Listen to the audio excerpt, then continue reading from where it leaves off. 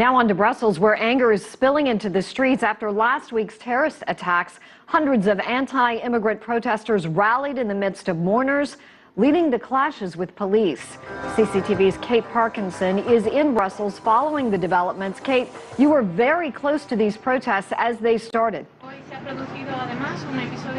Absolutely. We were here in Place de la Bourse, which has become a makeshift memorial, a place for people to gather to pay tribute to the victims of last week's terror attacks. And actually a big rally was planned here for today. Organisers were hoping tens, maybe even hundreds of thousands of people would attend, but that was called off amid security fears.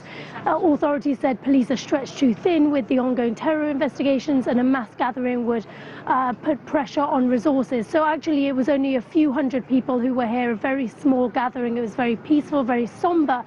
But then we heard a big commotion, and a few hundred skinheads clad in black clothes, some of them wearing balaclavas, really stormed into the square. It was very much an agitation. They were shouting anti-Islamic State slogans, but they were also shouting anti-immigration slogans and nationalist chants. So it was a very aggressive atmosphere. The police moved in very quickly, riot police containing the agitators, pushing them down one of the side roads and then opening up the water cannons on them to disperse the crowd. But yes, what had been originally planned as a show of unity and a show of defiance then became a very ugly scene here in the centre of Brussels, in this city which is quite clearly still grieving but also suffers from very deep cultural and emotional divisions.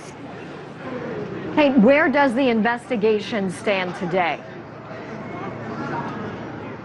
Well, of course, this is a European-wide investigation, and we have heard of arrests in the Netherlands and Italy today. We've also heard that 13 raids have been carried out here in Brussels.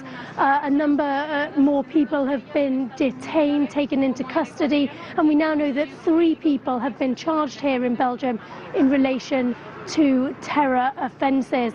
What is happening, what we're seeing, is the Belgian authorities very much stepping up their operation in the face of what is becoming increasingly vocal criticism over the way they've handled not only the aftermath of the Brussels terror attacks, but also the lead up to the attacks.